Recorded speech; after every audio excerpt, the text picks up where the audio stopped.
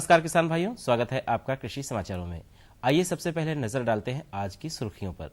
सतर्कता जागरूकता सप्ताह के जरिए जागरूक किए जा रहे हैं देशवासी। रबी दलहन के रकबे में हो रही बढ़ोतरी, रबी में तिलहन की खेती में भी हुई बढ़ोतरी। दालों का आयात होने से घट सकती हैं दाल की कीमतें। नमी होने की वजह से धान के किसानों की बढ़ रही मुश्किलें। डेयरी और कुक्कुट पालन उद्योगों के लिए सरकार दे रही बढ़ावा। बुंदेलखंड को सूखाग्रस्त घोषित किए जाने की मांग। पशु चिकित्सकों की चुनावी ड्यूटी के चलते नहीं हो पा रहा पशुओं का टीकाकरण। और कृषि विविधीकरण अपनाकर पाएं दोहरा लाभ। अब समाचार विस्तार से। किसान भाइयों, कल सतर्कता जागरूकता सप्ताह का आखिरी दिन है। ये सप्ताह पिछली 26 तारीख से 31 अक्टूबर 2015 तक मनाया जा रहा है। इस साल सतर्कता जागरूकता का विषय है सुशासन के लिए साधन के रूप में सुरक्षात्मक सतर्कता। केंद्रीय सतर्कता आयोग और सुरक्षात्मक सतर्कता आयोग इस बात पर जोर दे रहा है कि सतर्कता को अलग से नहीं बल्कि इसे सुशासन और बेहतर प्रक्रिया संबंधी परिणाम हासिल करने के साधन के रूप में देखा जाना चाहिए। ये सप्ताह सत्यनिष्ठ व्यक्ति के रूप में प्रसिद्ध सरदार वल्लभ भाई पटेल की जयंती पर हर साल सतर्कता जागरूकता सप्ताह के रूप में मनाया जाता है। इस सप्ताह के बारे में केंद्रीय सतर्कता आयुक्त का मानना है कि दंडात्मक सतर्कता से अधिक सुरक्षात्मक सतर्कता पर जोर दिया जाना चाहिए। निर्धारित प्रक्रियाओं से अगर कुछ अलग होता है तो उस मामले में सचेत करने के लिए प्रणालियां और प्रक्रियाएं तैयार की जानी चाहिए। आयुक्त के अनुसार गलत कार्यों पर रोक लगाने के लिए प्रणाली में बदलाव लाना बहुत जरूरी है। भ्रष्टाचार के बारे में आयुक्त का कहना है कि सिर्फ पैसा देना ही भ्रष्टाचार नहीं है, बल्कि इसमें वे सभी कार्य शामिल हैं जहां पर प्रक्रियाओं के साथ समझौता किया जाता है। सतर्कता जागरूकता सप्ताह का उद्देश्य भ्रष्टाचार के गलत प्रभाव के बारे में लोगों के बीच में जागरूकता फैलाना है। इस साल अप्रैल से लेकर अक्टूबर तक चना, मटर, अरहर जैसी दालों के मूल्य में आए उछाल का साफ असर अक्टूबर से शुरू हुई रबी की बुआई पर दिखने लगा है। 23 अक्टूबर तक देश भर में चना, मटर, मसूर जैसी रबी दालों की बुआई के रकबे में 100% से ज्यादा वृद्धि हुई है। इस वजह से रिकॉर्ड बुआई का अनुमान लगाया जा रहा है। केंद्रीय कृषि मंत्रालय द्वारा जारी आंकड़ों के मुताबिक 23 अक्टूबर तक देश भर में रबी दलहन का रकबा 9.83 लाख हेक्टेयर दर्ज किया गया, जो पिछले साल से इसी समय के मुकाबले लगभग 107% ज्यादा है। वर्ष 2014 में इस समय तक देश भर में सिर्फ 4.75 लाख हेक्टेयर में रबी दलहन की खेती हो पाई थी। इस वर्ष रबी में तिलहन की खेती में भी बढ़ोतरी देखने को मिली है। कृषि मंत्रालय के आंकड़ों के मुताबिक अक्टूबर तक देश भर में 1.60 लाख हेक्टेयर में रबी तिलहन की बुआई की गई है। पिछले साल इस दौरान 1.28 लाख हेक्टेयर में रबी तिलहन की फसल लग पाई थी। रबी सीजन की सबसे अधिक अहम तिलहन की फसल सरसों है। देश भर में गेहूं की खेती की फिलहाल शुरुआत ही हुई है, लेकिन शुरुआत में ही गेहूं की खेती पिछले साल के मुकाबले आगे चल रही है। 23 अक्टूबर तक देश में गेहूं का रकबा 20,000 हेक्टेयर दर्ज किया गया, जबकि पिछले साल इस दौरान 15,000 हेक्टेयर में ही गेहूं की फसल लग पाई थी। देश में बढ़े हुए दालों के मूल्य पर काबू पाने के लिए राज्य सरकार ने दाल की जमाखोरी के खिलाफ अभियान छेड़कर 31 अक्टूबर तक देश में 35,000 मीट्रिक टन से अधिक दालें जब्त कर ली हैं। देश में दाल कारोबारियों के अनुसार जनवरी 2016 तक देश 25 लाख टन दलहन का आयात करेगा। आईपीजीए के चेयरमैन के अनुसार 15 अक्टूबर से लेकर 31 जनवरी 2016 तक देश में करीब 25 लाख टन दाल को आयात करने के लिए सौदे हो चुके हैं। तकरीबन 2.5 लाख टन दालें पहले ही मुंबई पोर्ट पर पहुंच चुकी हैं। ऐसे में आवक बढ़ने की वजह से आने वाले दिनों में दालों की कीमतें घट सकती हैं। धान क्रय केंद्रों पर धान बेचने आए किसान मानकों के पेच में उलझते जा रहे हैं। धान में नमी बताकर केंद्रों से किसानों को वापस भेजा जा रहा है। इसके कारण किसान बिचौलियों को अपना धान बेचने पर मजबूर हैं। अधिकारियों के मुताबिक नमी अधिक होने के कारण क्रय केंद्रों पर धान की खरीद नहीं हो पा रही है। जिन जगहों पर क्रय केंद्र नहीं खोले गए हैं, उनके प्रभारियों को कारण बताओ नोटिस जारी किया जा रहा है। उत्तर प्रदेश में डेयरी और कुक्कुट पालन उद्योगों के लिए बढ़ती संभावनाओं के चलते इन क्षेत्रों में काम करने वाली अन्य राज्यों की कई बड़ी कंपनियां प्रदेश में अपने व्यापार को तेजी देने में लगी हैं। उत्तर प्रदेश पशुपालन विभाग के अनुसार राज्य प्रतिवर्ष 100 करोड़ अंडे उत्पादित करता है, जबकि राज्य में खपत लगभग 400 करोड़ से ज्यादा अंडों की है। उत्पादन और खपत के इस अंतर को समाप्त करने के लिए उत्तर प्रदेश ने अगले 5 वर्षों में अंडा उत्पादन को 350 करोड़ प्रति वर्ष तक पहुंचाने के उद्देश्य से कुक्कुट पालन नीति लागू की है। इस नीति के तहत बड़े स्तर पर कुक्कुट पालन फार्म शुरू करने पर उत्पादकों को 1 करोड़ तक का ब्याज मुक्त लोन सरकार द्वारा उपलब्ध कराया जाएगा। पूरे देश के कई राज्य सूखे की चपेट में हैं, लेकिन सबसे खराब स्थिति उत्तर प्रदेश के क्षेत्र बुंदेलखंड की है। वहां के परिवारों में लोगों के खाने से लेकर जानवरों तक के चारे का संकट बना हुआ है। मिली जानकारी के मुताबिक इस समय उत्तर प्रदेश के किसानों की स्थिति अच्छी नहीं कही जा सकती। खरीफ की फसल चौपट हो गई है, रबी की फसल में पैसा लगाने का अब साहस उनके पास नहीं है। पानी के संकट के साथ जानवरों के चारे का संकट बहुत बड़े इलाके में है, जिसके चलते लोग जानवरों को छोड़ रहे हैं और क्षेत्रों से पलायन कर रहे हैं। यहाँ के किसानों के मुताबिक प्रदेश को सूखाग्रस्त घोषित किया जाना चाहिए। पंचायत चुनाव के चलते उत्तर प्रदेश में अभी भी 1 करोड़ से ज्यादा पशुओं में सबसे खतरनाक महामारी खुरपका मुहपका का टीका नहीं लग पाया है। इसका कारण यह है कि पशु चिकित्सकों की ड्यूटी चुनाव की अनेक प्रक्रियाओं में लगा दी गई है। वायु के माध्यम से खुरपका मुहपका बीमारी का संक्रमण दूसरे पशुओं में बहुत तेजी से फैलता है। एक जिले से दूसरे जिले, एक राज्य से दूसरे राज्य तक तेजी से पहुंचने में सक्षम होने के चलते यदि किसी भी क्षेत्र के पशु को यह बीमारी हो रही है तो वह खतरे की घंटी होती है। ऐसे में प्रदेश के लगभग 1 करोड़ 55 लाख पशुओं को टीका लगाने में देरी होना खतरे की घंटी है। इसे रोकने के लिए हर 6 महीने में पशु चिकित्सकों और पशु मित्रों की टीम बनाकर गांव-गांव जाकर टीकाकरण किया जाता है, जिसका खर्च भारत सरकार उठाती है। प्रदेश भर में साल में 2 बार मई जून और सितंबर अक्टूबर के दौरान टीकाकरण चलता है। ये अभियान पिछले 15 सितंबर से शुरू होकर 31 अक्टूबर तक पूरा किया जाना था, जो संभव नहीं होता दिख रहा। छोटे और सीमांत किसान कृषि पर आधारित ऐसे व्यवसाय अपना सकते हैं जिनमें उन्हें कम खर्च करना पड़े। किसान भाई किसी भी छोटे से तालाब में मछली पालन के साथ साथ मुर्गी पालन, इसके अलावा गाय, भैंस और बकरियां रखकर दूध का काम भी कर सकते हैं। इस प्रकार एक साथ कई कृषि आधारित कामों को कृषि विविधीकरण के नामों से जाना जाता है। किसान भाइयों, अकेले मछली पालन या और किसी व्यवसाय में अधिक पैसा खर्च हो जाता है, लेकिन कृषि विविधीकरण की ये उपयोगिता है कि पशु पक्षियों की बेकार बीट जैसे दूसरी बेकार चीजों को सीधे तालाबों में डाला जा सकता है। इन पदार्थों को मछलियां आहार के रूप में खाती हैं। इस प्रकार मछली पालन में मछलियों के आहार पर बिना कुछ खर्च किए ही उनका काफी मात्रा में उत्पादन किया जा सकता है। मछली पालन के साथ मुर्गी, बतख, गाय, भैंस, बकरी आदि का पालन करके और कुछ फसलों और सब्जियां उगाकर किसान भाई दोहरा लाभ उठा सकते हैं। किसान भाइयों, आइए अब जानकारी लेते हैं प्रदेश की प्रमुख मंडियों के औसत मंडी भावों के बारे में।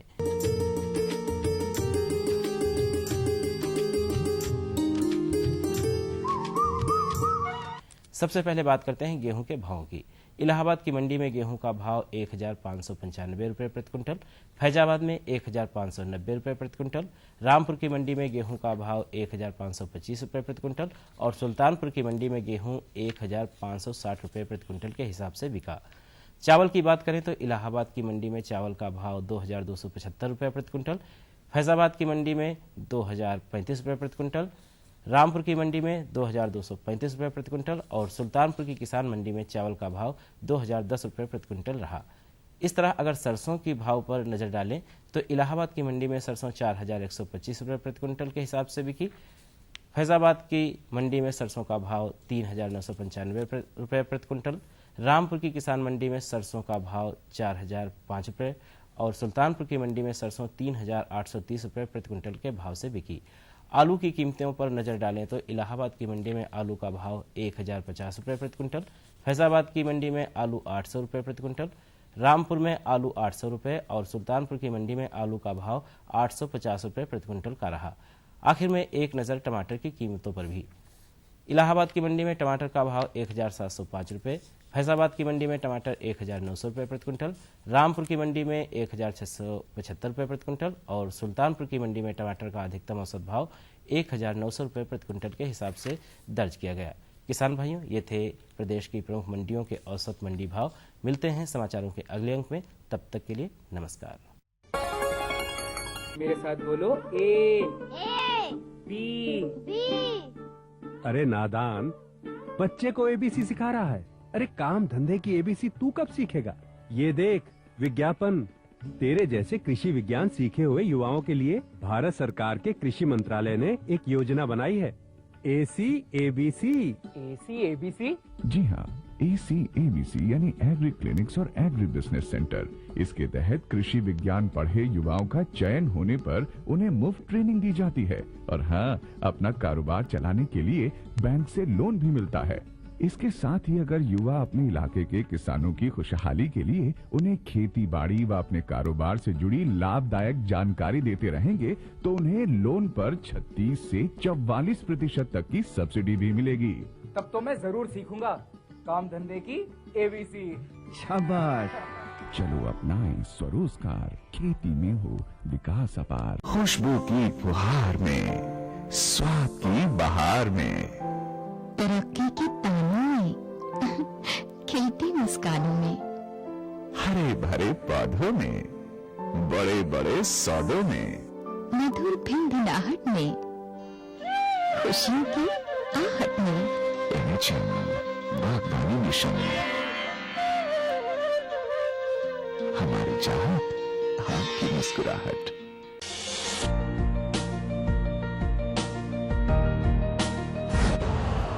यूरिया का स्वदेशी उत्पादन 70 लाख टन बढ़ाने के लिए 6 उर्वरक संयंत्रों का उद्धार किया जा रहा है।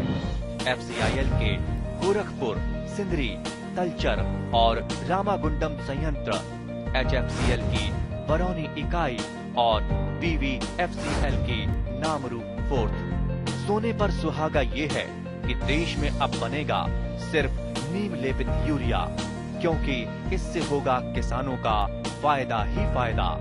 अनाज का उत्पादन 10% तक बढ़ेगा। बढ़ेगी 10 से 15% नाइट्रोजन क्षमता।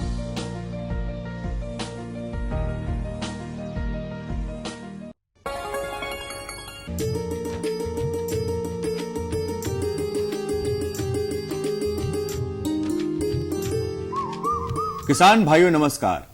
कार्यक्रम कृषि दर्शन के आज के अंक में कृषि समाचारों के बाद आप सभी किसान भाइयों का एक बार पुनः स्वागत है।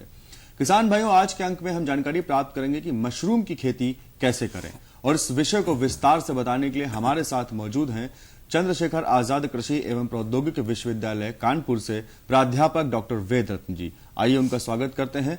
डॉक्टर साहब का बहुत बहुत स्वागत है कार्यक्रम कृषि दर्शन में। मैं अपने सभी किसान भाई की तरफ से ये जानना चाहता हूं कि अगर हमारे किसान भाई मशरूम की खेती करना चाहते हैं तो उन्हें क्यों करना चाहिए और क्या किसान भाइयों को लाभ होगा इससे? सुनील भैया, ऐसा है कि मशरूम की खेती करने से बहुत सारे लाभ हैं जी। पहला लाभ तो यह है कि हमारे गांव में रहने वाले ऐसे किसान भाई जिनके पास जमीन कम है, मशरूम की खेती वो बड़े आसानी से कर सकते हैं, क्योंकि इसमें कम से कम जगह की आवश्यकता होती है। दूसरा फायदा यह है कि इसमें जो उत्पादन होता है वो प्रति इकाई उत्पादन ज्यादा होता है और फसलों की तुलना में, क्योंकि इसकी खेती हम मचान सिस्टम में करते हैं, टायर सिस्टम में करते हैं, यानी 4-5 मंजिला इसको हम कर सकते हैं, इसलिए प्रति यूनिट एरिया उत्पादन ज्यादा होता है। तीसरा, इसमें लागत जो है कम आती है। और चौथा, अगर पोषकीय दृष्टिकोण से देखें तो हमारे शारीरिक और मानसिक विकास के लिए जिन पोषक तत्वों की आवश्यकता होती है वो मशरूम में न कि केवल होते हैं बल्कि संतुलित मात्रा में होते हैं। अगर इसके हम औषधीय गुणों की बात करें सुनील भैया, तो इसमें बहुत सारे ऐसे औषधीय गुण हैं कि हमारे शरीर में बहुत सारी होने वाली बीमारियां जो हैं वो खत्म हो जाती हैं। इसके अलावा इसकी खेती जो वातावरण के अनुकूल है और कम लागत होने की, कम जगह के होने की वजह से गांव में इसको जो है कुटीर उद्योग धंधों के रूप में भी अपना सकते हैं। तो इस तरह से अगर देखें हमारे किसान भाई तो बहुत सारे मशरूम की खेती से इससे लाभ ही लाभ है। और अगर किसान भाई इसका खेती करना चाहते हैं तो प्रजातियों का चयन कैसे करें? देखिए भैया, ऐसा है कि इसकी खेती दो तरीके से होती है। एक तो आर्टिफिशियल रूप से हम इसकी व्यवस्था करें और दूसरा है प्राकृतिक रूप में। तो जहां तक प्राकृतिक रूप की खेती की बात है, हम आज अब इसी की चर्चा करेंगे। तो प्राकृतिक रूप से खेती करने के लिए इसकी कई सारी प्रजातियां हैं। हम मौसम के अनुसार प्रजातियों का चयन कर सकते हैं और इसमें एक तो प्रमुख प्रजाति है सफेद बटन मशरूम, दूसरा है ढिंगरी मशरूम और तीसरा मशरूम जिसे मिल्की मशरूम के या दुचट्टा मशरूम के नाम से जानते हैं, और चौथा मशरूम है पैडी स्ट्रा मशरूम या धान के पुआल का मशरूम। तो इन चारों प्रजाति की मशरूम को मौसम के अनुसार चयन करके पूरे वर्ष भी भर खेती किसान भाई कर सकते हैं।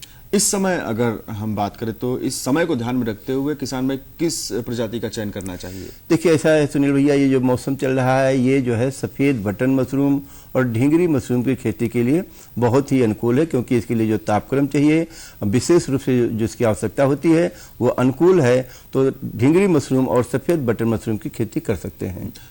अगर किसान भाई इसकी बुआई करते हैं तो बुआई के लिए किसी विशेष विधि का प्रयोग करना चाहिए या सामान्य तरीके से कर सकते हैं? देखिए भैया, ऐसा है कि हम आज विशेष करके अपने किसान भाइयों को सफेद बटन मशरूम की बात करेंगे, क्योंकि इसका जो है समय चल रहा है। तो जहाँ तक सफ़ेद बटन मशरूम की खेती की बात है, इसके तरीके की बात है, तो इसमें पहले कंपोस्ट बनानी पड़ती है। और कंपोस्ट बनाने के लिए इसमें जो है गेहूं का भूसा उसकी आवश्यकता होती है। इसमें यूरिया और di ammonium phosphate, muriate of potash और जो है चोकर और जिप्सम, नीम की खली और थोड़े बहुत रसायनों की जरूरत पड़ती है। तो इनके माध्यम से 1 महीना लगता है, उस भूसे से कंपोस्ट हम बनाते हैं, क्योंकि कंपोस्ट में ही फिर मशरूम की खेती की जाती है। और ये कंपोस्ट जो है जितने भूसे से कंपोस्ट बनाते हैं, मान लीजिए कि 5 कुंटल भूसे से हम कंपोस्ट बना रहे हैं, तो कंपोस्ट की मात्रा 10 कुंटल नहीं लगभग दुगुना हो जाती है। तो इस तरीके से अगर किसान भाई कंपोस्ट बनाएंगे तो 1 महीना तो कंपोस्ट बनाने में लग जाता है, क्योंकि इसमें 8 पलटाई करनी पड़ती है और टोटल जो है 1 महीना लगता है। अब कंपोस्ट की पहचान देखनी पड़ी कि अच्छी कंपोस्ट बनी कि नहीं, क्योंकि सारा कुछ जो दारोमदार कंपोस्ट के ऊपर निर्भर करता है। तो कंपोस्ट जो है उसका पीएच सामान्य होना चाहिए, उसमें किसी तरह की दुर्गंध नहीं होनी चाहिए और जो है वो चिपचिपी नहीं होनी चाहिए। तो इस तरह से कंपोस्ट बनकर तैयार हो जाती है। अब इस कंपोस्ट को पॉलीथीन के थैलों में भर करके, या जो फसल कक्ष है, जो फसल कक्ष चारों तरफ से बंद होना चाहिए, जिसमें लेकिन हवा का जो है आदान प्रदान होना चाहिए, क्योंकि इसकी खेती बंद जगहों पर की जाती है। तो पॉलीथीन के थैलों में या फसल कक्ष में जो चहली बना लेते हैं उसके ऊपर इसको जो है भर देते हैं। अब ये कंपोस्ट तैयार होने के बाद भैया क्या है कि इसमें बिजाई की आवश्यकता होती है, क्योंकि जैसे हर फसल को हम बोते हैं इसमें भी चाहिए। तो इसके जो बीज होता है उसको स्पान कहते हैं वैज्ञानिक भाषा में, और 1 कुंटल कंपोस्ट पर 1 किलो बीज की आवश्यकता होती है। तो बीज ले लेते हैं, उसके दाने दाने को अलग करके, और उस कंपोस्ट को जो पॉलीथीन के थैले में या आपने रैक में भर रखा है उसमें उसको जो है बिखेर कर मिला देते हैं, 3-4 इंच गहराई तक उंगलियों के सहारे से मिला देते हैं। इसके बाद क्या करते हैं कि इसको जो है मिलाने के बाद दबा देते हैं, और दबाने के बाद पॉलीथीन से या पुराना अखबार ले लेते हैं, अच्छा होगा कि पुराना अखबार मिल जाए, उसको शोधित कर लेते हैं, कीटाणु रहित कर लेते हैं, फिर उसके ऊपर बिछा देते हैं कंपोस्ट के ऊपर जहां पर बिजाई किया है, और इसके बाद उसको एक पॉलीथीन से ढक देते हैं। अब इस समय जिस समय बिजाई कर देते हैं फसल कक्ष में तापक्रम जो है वो 23 से 25 डिग्री सेल्सियस होना चाहिए। इसी तापक्रम पर फफूंद जो है कंपोस्ट में फैलने लगती है, और फैलने में फफूंद को लगभग 15 दिन लग जाता है। 15 दिन के बाद उसमें जब आप देखेंगे तो उसमें फफूंद जो है पूरे कंपोस्ट में फैल चुकी होती है, और उसके ऊपर से अखबार को हटा देते हैं, पॉलीथीन को भी हटा देंगे।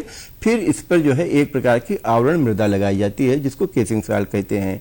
ये आवरण मृदा जो है लगभग 1.5 इंच मोटी आवरण मृदा समान मोटाई के सतह से पूरे उस कंपोस्ट पर फैला दी जाती है, और उसको हल्का हल्का जो है उसमें नमी बनाए रखते हैं। इस में 15 दिन और लगता है। 15 दिन के बाद जो उसमें मशरूम का जो बीज है उसमें छोटे छोटे बिंदुनुमा देखेंगे कि कंपोस्ट के ऊपर संरचना दिखाई पड़ने लगती है, जिसे मशरूम की बिंदुनुमा अवस्था कहा जाता है। जब यह अवस्था आ जाए तो कमरे का तापक्रम जो है वो 14 से 18 डिग्री सेल्सियस तापक्रम बनाए रखना चाहिए, और अपेक्षित आर्द्रता जो है वो 80 से 85% बनाए रखना चाहिए। इस तरह से जब आप उसको मेंटेन रखेंगे और सुबह शाम कमरे को 1 घंटे 2 घंटे के लिए खोल देंगे तो मशरूम निकलना शुरू हो जाता है, और यह मशरूम जो है लगभग 1 से लेकर के 1.5 महीने तक उसमें निकलता रहता है। जो आपने मृदा आवरण की डॉक्टर साहब बात की, तो मृदा आवरण और खाद जो बनाई है जिसमें बीज मिलाकर रखा गया है, उसमें कितना अंतर होना चाहिए? देखिए ऐसा है कि जब उसमें हमने खाद में बीज मिलाया तो 15 दिन लगा, फिर जब हमने उसमें आवरण मृदा लगाया तो 15 दिन लगा, और 1 महीना कंपोस्ट बनाने में लगा। तो इस तरीके से कुल 2 महीने बाद मशरूम का उत्पादन 60 से 65 दिन बाद भूसा जिस दिन शुरू करते हैं खाद बनाना, 60 से 65 दिन के अंदर उत्पादन मिलना शुरू हो जाता है। अब इसमें भैया एक बात का विशेष ध्यान रखने की जरूरत होती है, अच्छा उत्पादन लेने के लिए जो फसल है उसकी देख रेख करना बहुत आवश्यक होता है। अब इसके लिए कुछ विशेष बातें हैं कि हमारे किसान भाइयों को ध्यान देना चाहिए। पहली बात तो जैसे हमने पहले बताया कि सुबह शाम जो है फसल कक्ष को उसके खिड़की या दरवाजों को खोल दें, जिससे शुद्ध वायु आवागमन हो जाए, और उसके अंदर पुराने बोरे किनारे किनारे उसके टांग दें, उनको जो है भिगोते रहना चाहिए, जिससे जो है कमरे के अंदर तापक्रम और अपेक्षित आर्द्रता बनी रहेगी। और इसके अलावा उसमें साफ सफाई बहुत रखना चाहिए। एक बात का और हम आपको बताना चाहेंगे कि विशेष करके भैया जब फसल की तुड़ाई की अवस्था आती है तो उस समय हमारे किसान भाई जब मशरूम को तोड़ते हैं, अंगूठा और पहली उंगली के सहायता से जब क्लॉकवाइज या एंटी क्लॉकवाइज घुमा के तोड़ते हैं तो कभी कभी उस जगह पर गड्ढे बन जाते हैं। और होता क्या है कि जब इस बेड के ऊपर या उस फसल के ऊपर जब हम उसका सिंचाई करते हैं, पानी छिड़काव करते हैं, तो पानी उन गड्ढों में भी भर जाता है। इससे क्या होता है कि उसमें संक्रमण की संभावना होती है और बहुत सारी बीमारियां भी उसके अंदर आ जा सकती हैं। तो इसलिए जो आवरण मृदा हमारे किसान भाई बनाते हैं उसको थोड़ी सी ज़्यादा बनाएं और उसको रखे रहें। ऐसे गड्ढे अगर बन जाते हैं तो वहाँ पर उसको भर देना चाहिए जिससे कि उसके अंदर पानी न भरने पाए। दूसरा यह है कि उसके अंदर कभी कभी कोई बीमारियां या कीड़े मकोड़े, मच्छर, मक्खियां आ जाती हैं तो उसकी साफ सफाई का ध्यान रखें।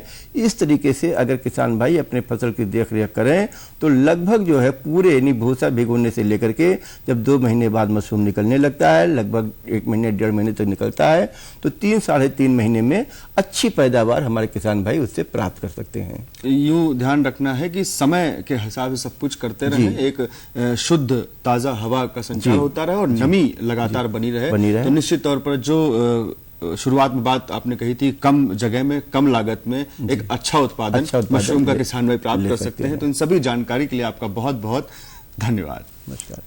तो किसान भाइयों, जो मशरूम की खेती है बिल्कुल निश्चित है कि कम समय में और कम जगह पर आप कम लागत में कर सकते हैं और जो छोटी छोटी बातें हैं अगर आप इन्हें ध्यान रखते हैं तो निश्चित तौर पर एक बेहतर मशरूम की खेती करते हुए मशरूम का उत्पादन आप प्राप्त कर सकते हैं।